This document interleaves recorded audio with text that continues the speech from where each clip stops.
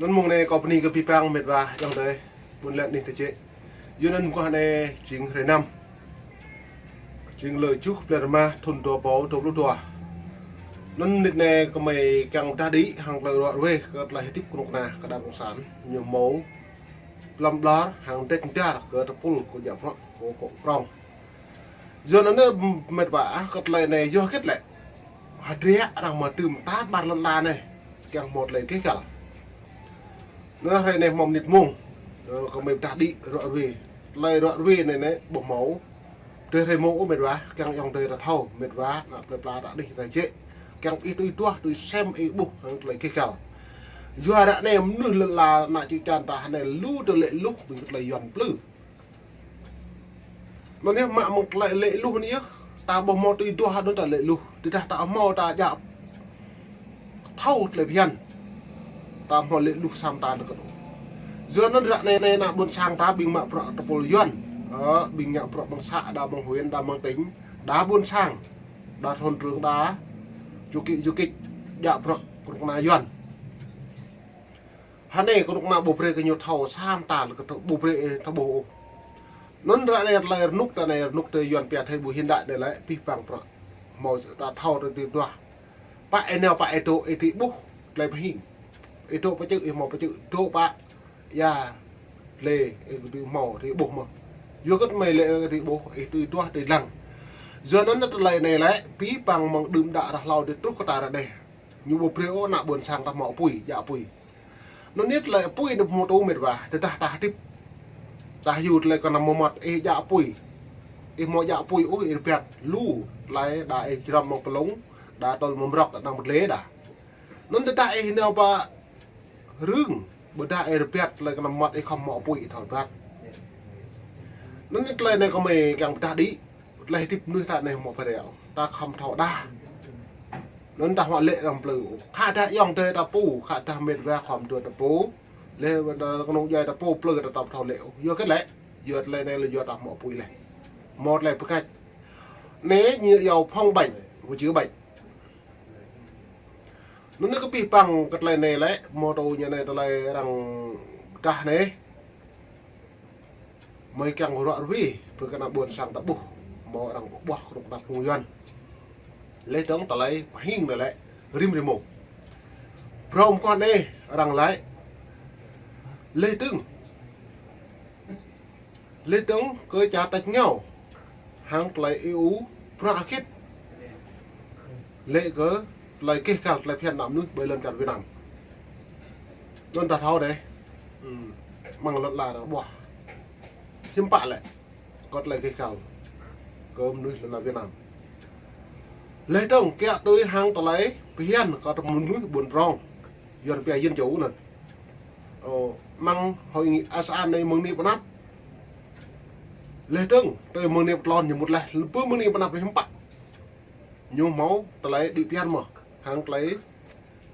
bút bút pul lấy đông đang mút mà bao nhiêu mang tập bút xịn nè prong giờ nó lại này mày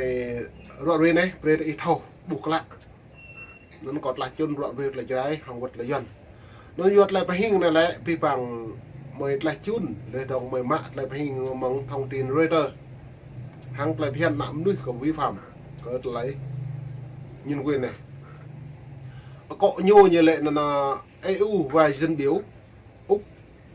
quan ngại về phạm nhân quyền ở Đồng Tâm này nó vi phạm Đồng Tâm ta bây giờ bro néo mệt vẻ tim thôn này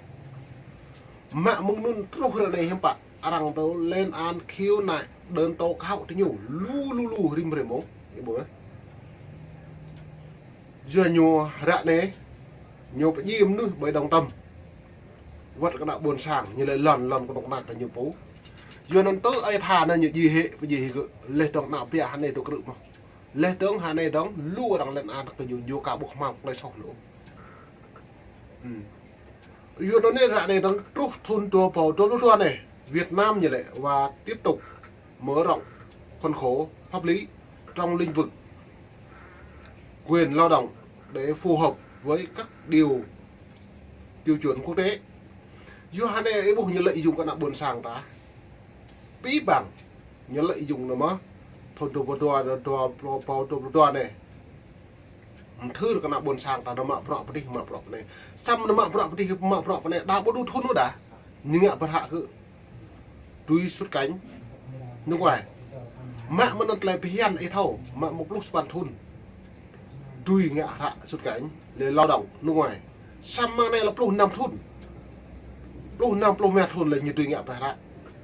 nó là em bạn như mà luật quốc tế đồn như sốc là phiền quốc tế được là lễ tướng như lễ trong khi Việt Nam ngày càng rõ nỗ lực trong việc chuyển người trẻ em lao động nước ngoài lễ đồng đình nghĩa giới tính nam nữ nó là lệ nam lệ rằng càng là lệ mạ prọ hàng ta lấy kẹt được prọ mà xăm nhiều mạ prọ vật nam nữ nhiều pian đâu nam nó nhiều mạ lú đa biệt là cái mạ nê như mạ lú do cất lệ nê lại như chính lợi dụng mang ta lấy prọ mạ lệ nấn chơi nhưng mà như quyền lợi của nhau mà riêng với cái đảng cộng sản do nấn như lệ trong khi Việt Nam ngày càng nỗ lực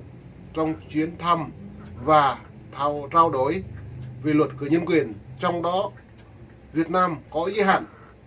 trong luật nhân quyền nên ta buổi giới hạn nhiều mang luật lại phiền là nó nhố bộ màu nghệ tôi vừa nó rằng chăm quá lấy tương hàng lấy bỏ cả nhiều lung tả của bọn như này lấy tương như lệ người dùng mạng xã hội ngày càng phải đặt sự kiện với chính quyền cộng sản Việt Nam lấy tương như lệ chính phủ ép buộc các công đoàn người dân Việt Nam phải tôn theo luật của Đảng Cộng sản Việt Nam nên tạo có mình làng với như lệ tự do dân chủ tự do nhân quyền lẽ hàng bỏ màu xăm tạ là có như lệ chứ nói xăm ra đây không phải lại ta buộc là thông tin Reuters như vào pre sang hay đây trình lờ chúc đến Roman này bố đang trả điểm thêm mổ báo điện tử đang pre là buồn sang ta buộc pre thọc lại đây này dưới nó lại này mày rồi về hàng lấy con na bing pol yuan nhút mắc pro hàng lấy đang bó hàng lấy bút tu cầm nuôi mạ cật lấy sọc yuan pẹt tự vô thông tin tự vô bố chịu nó như lệ cả năm 2020, 2021, 2022 này một số blogger nhà báo về những nhà hoạt động vì nhân quyền đã bị bắt hoặc bị kết án. Nhà nước tiếp tục kiểm soát các phương tiện truyền thông và hạn chế về quyền tự do ngôn luận cả trên mạng xã hội. Đi bồi á, pi bằng như con lị pi á, giờ nó tao lại này mưa ni nắp tao lại pi bằng giờ nó plei ta, bùng một là nghe sàm ta được, nó là tin là hình là cái dọn mệt vả, lẽ nó nhú quan lị pi bằng vật trăm năm vật cơ nạm nuôi prọ cất e ngạ, nó lại nhiều vi phạm của bộ luật tự do thông tin tự do báo chí, tự do thông tin tự do báo chí, rã này tự do thông tin bây giờ riêng cả nhiều bộ nhiều khăm nhạ keo tự lại phiền nhiều vừa ra tới phiền nhà 2013 nhiều màu ký bọn krong này nó ní kỳ cái tin này rằng mạng pro cái dú lên rằng ta kẹo cái dú mang là hiền phạm như bộ sót lại hiền phạm như bộ bịa sót lại phiền rằng ố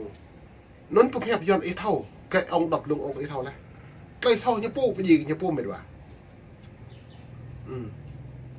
lấy sau như bố ấy bố đã này rằng bố keng mạ một lời như giàu mạ ép nó lại phiền chặt này là ép lại sẵn thì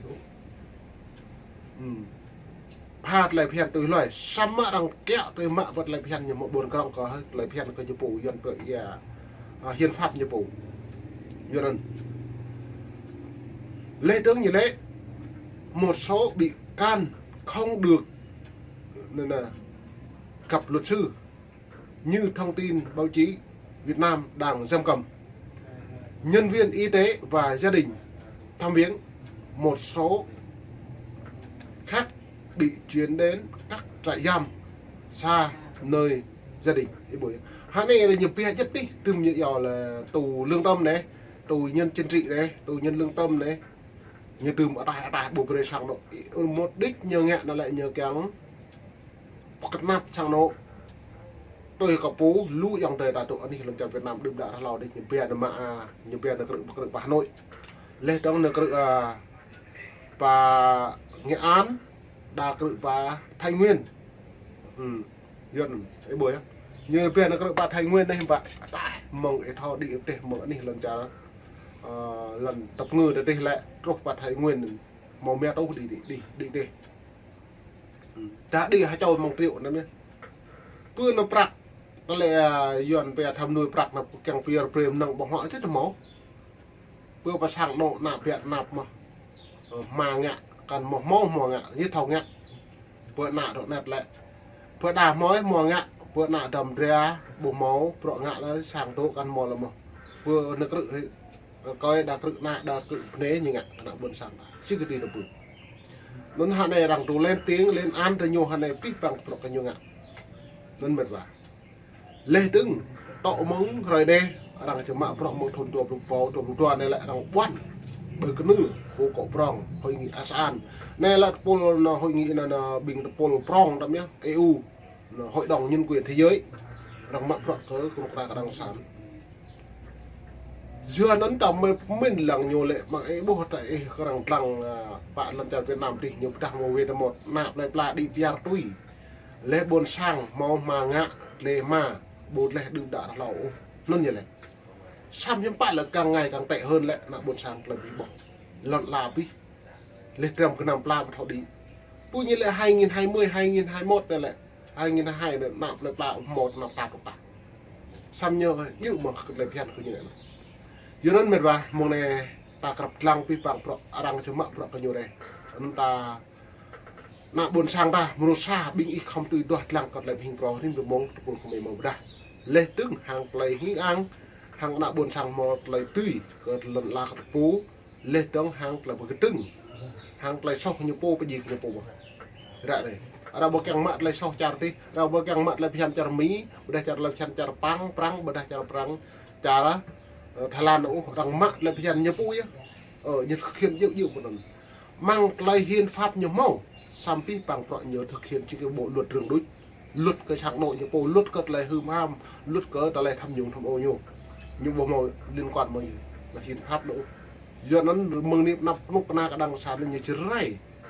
lúc này như bộ sĩ bong tầng như bộ nên mùa này học pi mong còn mệt gà bị spray thêm là từ cất bị cá bồ cá tôm lông mày rồi bình luôn là món này mình nhà có lẽ mong nịt mông mày lệ bị bằng đấy